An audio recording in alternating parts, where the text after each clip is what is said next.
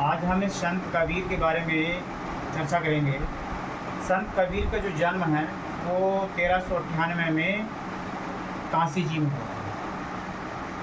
संत कबीर की जो गुरु थे वो रामानंद जी थे।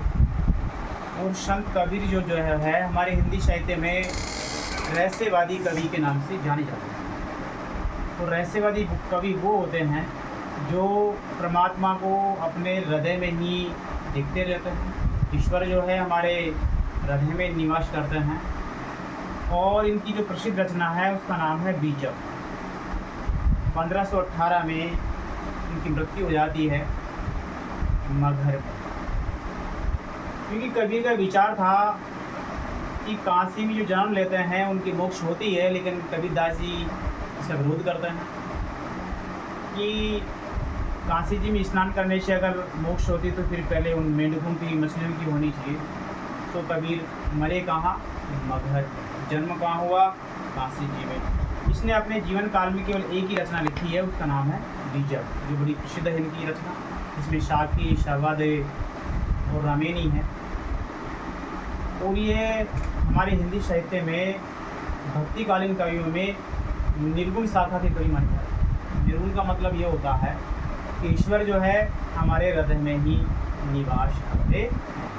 कबीर पढ़े लिखे भी नहीं थे, क्योंकि साधु संतों पर्यटक घूमने से उसको ज्ञान की प्राप्ति हुई है। मसी कागज छुयो नहीं, कमल गही नहीं हाथ। लिखा भी हुआ है इनके दर्शन में। किसने कभी स्याही को हाथ नहीं लगाया, कलम नहीं पकड़ी। जो भी ज्ञान प्राप्त किया है कबीर ने वो केवल अनुभव से प्राप्त किया। हमारी 11वीं क्लास में जो एक पद है उसकी हम थोड़ी चर्चा करते हैं। कबीरदास जी कहते हैं कि हमें तो एक एक करी जाना,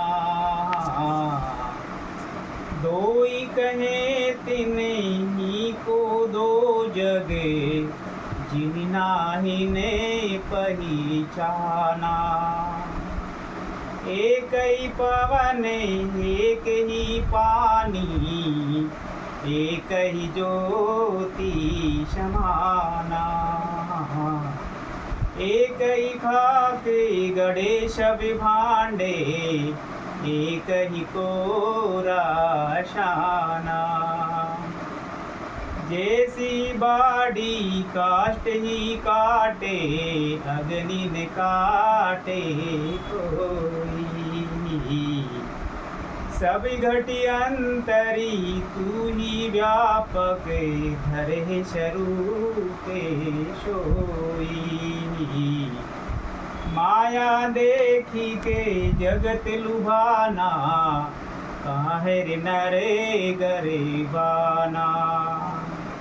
निर्भय भया कछु नहीं व्यापे, कहे कबीर दीवाना। देखो हमारे जो रहस्यवादी कवि होते हैं वो मस्त मौला होते हैं, जो गा करके लोगों को समझाते हैं, संदेश देते हैं। संत है हमारे एक प्रकार से संत कबीर कह रहे हैं कि हम तो एक करी जाना, कि हम ये सब लोग जानते हैं कि ईश्वर जो है वो एक ही है। ये जानकारी हम सब लोग रखते हैं, लेकिन हम लोग उसको अलग अलग रूप में देखते हैं, लेकिन वो है ईश्वर एक। दो ही कहे तिन को दो जग, जो दो को मानते हैं वो नरकगामी होते हैं। वो ईश्वर को पहचान ही नहीं पाते। जिन्हें ना ही पहचाना उन्होंने ईश्वर को पहचाना ही नहीं। क्योंकि कबीरदास जी हमें कहते हैं कि ईश्वर जो है वो एक ही है। उसको हम अलग अलग नामों से जानते हैं, लेकिन है वो एक। कैसे उदाहरण देके समझा रहे हैं कबीरदास जी। एक ही पवन एक ही पानी, जिस प्रकार से एक ही पवन हवा है, पूरी संसार में पानी भी एक ही है, एक ही ज्योति है, वो परमात्मा की ज्योति है। वो सबके अंदर विराजमान है, वो एक है ईश्वर। एक ही खाक गणेश व भांडे, जैसे एक ही मिट्टी से भांडे वाला बर्तन, खाक वाला मिट्टी, एक ही भांडे जो बर्तन होते हैं वो एक ही मिट्टी से बनते हैं। तो कोहरा वाला कुम्हार क्या करता है, उनको अलग अलग आकार दे देता है। इसी प्रकार से ईश्वर जो है लोगों को अलग अलग आकार देता है, लेकिन है वो ईश्वर एक ही। कैसे? जैसे बाड़ी काटे ही काटे, अग्नि न काटे कोई। बाड़ी होता है बड़े गिरी, वो क्या करता है, हाथी जो होता है वो केवल लकड़ी को काटता है, लेकिन वो अग्नि को नहीं काट सकता। वैसे परमात्मा जो है हमारे अंदर हृदय में निवास करता है, आत्मा जो निकल करके चली जाती है और हमारा शरीर जो है पड़ा रहता है। ईश्वर जो है वो एक ही हमारे अंदर विराजमान है। सब घटी अंतरी तू ही व्यापक, सबके हृदय में, सबके घट में, सबके हृदय में ये परमात्मा आप ही विराजमान हो। व्यापक धरे स्वरूप सोई, व्यापक है वो ईश्वर, सबके हृदय में निवास करते हैं, सबके अंतर में निवास करते हैं।